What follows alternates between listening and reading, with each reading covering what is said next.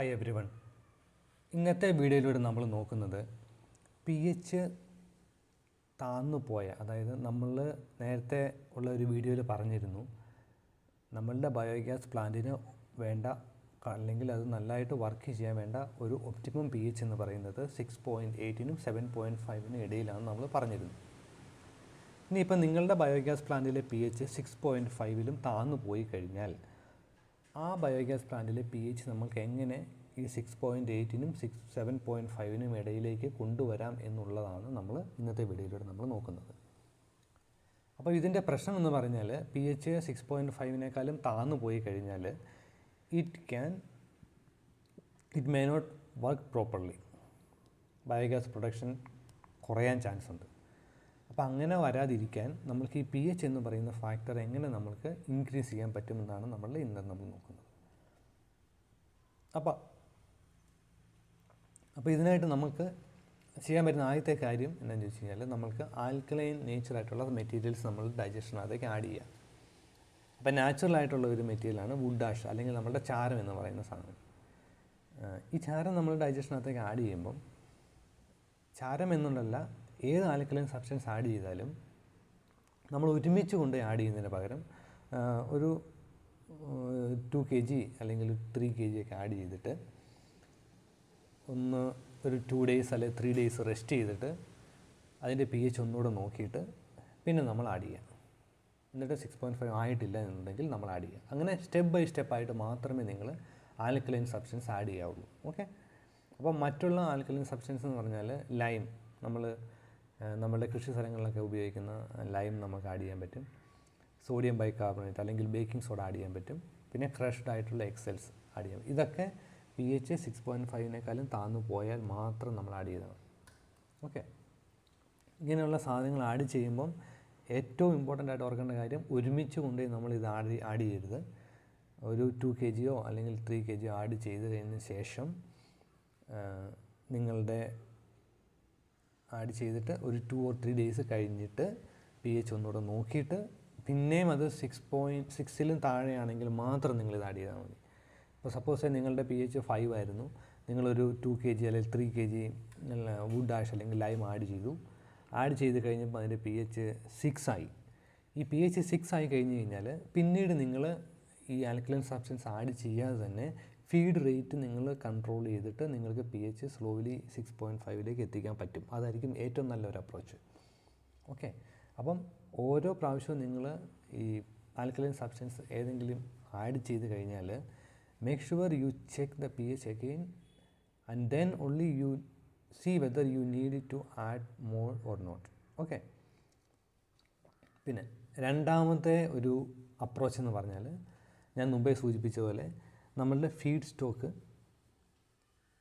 Adjust ചെയ്യുക. അതായത് carbon nitrogen ratio ഉള്ള ഫീഡ് സ്റ്റോക്കിൽ ഉള്ള ആ ഒരു അഡ്ജസ്റ്റ്മെൻറ്റിൽ നമ്മൾക്ക് ഈ പി എച്ച് ഒരു പരിധി വരെ നമുക്ക് കൺട്രോൾ ചെയ്യാൻ പറ്റും.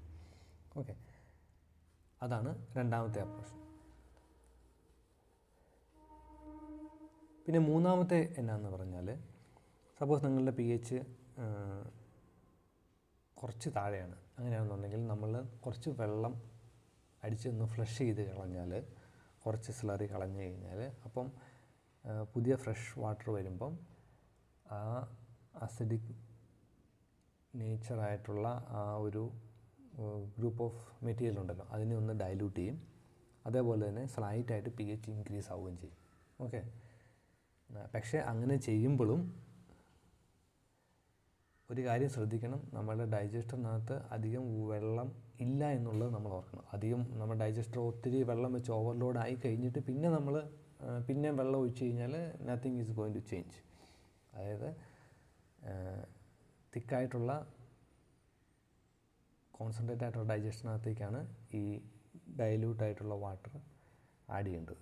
ഓക്കെ. പിന്നെ ഞാൻ മുമ്പ് പറഞ്ഞ പോലെ ഓവർ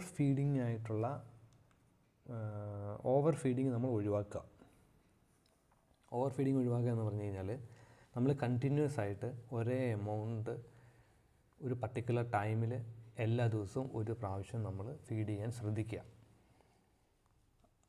അപ്പം തന്നെ നമ്മൾക്ക് ഈ ആസിഡ് പ്രൊഡക്ഷൻ കുറയും. അതായത് ആസിഡ് പ്രൊഡക്ഷൻ ഉണ്ടാകാനുള്ള ഒരു മേജർ ഫാക്ടർ എന്താണെന്ന് വെച്ച് കഴിഞ്ഞാൽ അസിഡിക് നേച്ചറായിട്ടുള്ള മെറ്റീരിയൽസ് പോകരുത്, അതേപോലെ തന്നെ ഓവർ ഫീഡും ആവരുത്. അതായത് സപ്പോസ് നിങ്ങളുടെ ഒരു വീട്ടിൽ ഉപയോഗിക്കുന്ന ഒരു ബയോഗ്യാസ് പ്ലാന്റ് ആണെങ്കിൽ നിങ്ങളൊരു 5 കിലോ വേസ്റ്റ് ആണെന്നുണ്ടെങ്കിൽ യു ഫീഡ് ദാറ്റ് 5 kg. ഇപ്പം എല്ലാ ദിവസവും 5 kg ഇല്ലെങ്കിലും 5 ഒരു 4.5 ആ ഒരു 1/2 കിലോ അല്ല 1 കിലോ അങ്ങോട്ടോ ഇങ്ങോട്ടോ കൂടിയാലും കുഴപ്പമില്ല. പക്ഷേ എല്ലാ ദിവസവും 5 ഇട്ടിട്ട് ഒറ്റ ദിവസം കൊണ്ട് 15 കിലോ ഇടില്ല. അങ്ങനെ ഒരു അത്രയും വലിയൊരു വേരിയേഷൻ വരാതെ നോക്കുക. ഓക്കെ, അപ്പം feed in small and regular amounts. Small എന്ന് പറഞ്ഞാൽ നിങ്ങളുടെ വീട്ടിൽ ഉപയോഗിക്കുന്ന പ്ലാന്റിൻ്റെ സൈസ് അനുസരിച്ചാണ് ഫീഡിൻ്റെ ക്വാണ്ടിറ്റി വരുന്നത്. അത് എത്രയാണെന്നുള്ളത് നിങ്ങളുടെ ബയോഗ്യാസ് പ്ലാന്റ് ഇൻസ്റ്റാൾ ചെയ്ത ആളുമായിട്ട് സംസാരിക്കുക, അവരുടെ നിന്നുള്ള ഗൈഡ് ലൈൻസ് നിങ്ങൾ നോക്കുക.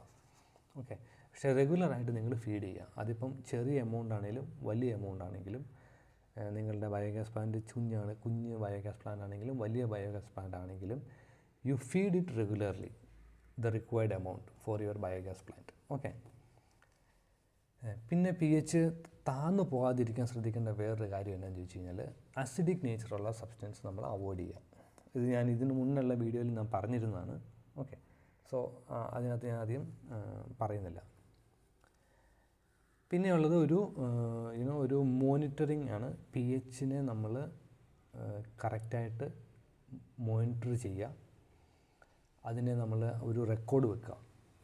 ആ മോണിറ്റർ ചെയ്യുന്ന ഒന്നെങ്കിൽ നമുക്കൊരു ഡിജിറ്റൽ pH മീറ്റർ വെച്ച് ചെയ്യാൻ പറ്റും, അല്ലെന്നുണ്ടെങ്കിൽ നമുക്ക് pHൻ്റെ സ്ട്രിപ്പ് ഉപയോഗിക്കാം. അതായത് പേപ്പർ സ്ട്രിപ്പ് ഉപയോഗിച്ചിട്ട് നമുക്ക് മോണിറ്റർ ചെയ്യാം. പിന്നെ ഈ കിട്ടുന്ന വാല്യൂ നമ്മളൊന്ന് റെക്കോർഡ് ചെയ്ത് വെക്കുകയാണെങ്കിൽ നമ്മൾക്ക് നമ്മുടെ ഡൈജസ്റ്ററിൻ്റെ ട്രെൻഡും അല്ലെങ്കിൽ എന്തെങ്കിലും ഒരു പ്രോബ്ലം വരുന്നുണ്ടെങ്കിൽ നമ്മൾക്ക് അതിനെ നേരത്തെ തന്നെ ഐഡൻറ്റിഫൈ ചെയ്ത് നമുക്ക് റെക്ടിഫൈ ചെയ്യാൻ പറ്റും.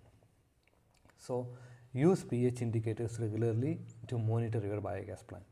Okay, thank you very much.